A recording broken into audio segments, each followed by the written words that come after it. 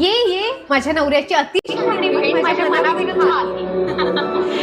माझ्या दीडशाल्या वहिनीला बघून मला अजिबात जायची इच्छा नाहीये, पण तू 4 दिवस मला छान ट्रीट करावंस म्हणून मी म्हणणार, अगं वहिनी कशी आहे बघ, मी माझ्या भावाकडे राहायला आले की नाही. तुझं इथे येणं माझ्या बायकोला अजिबात आवडलेलं नाहीये, पण बघ माझ्या बायकोच्या चेहऱ्यावरचा अभिनय बघ, जणू त्या मराठी सिरियल मध्ये काम करणारी रश्मी आहे.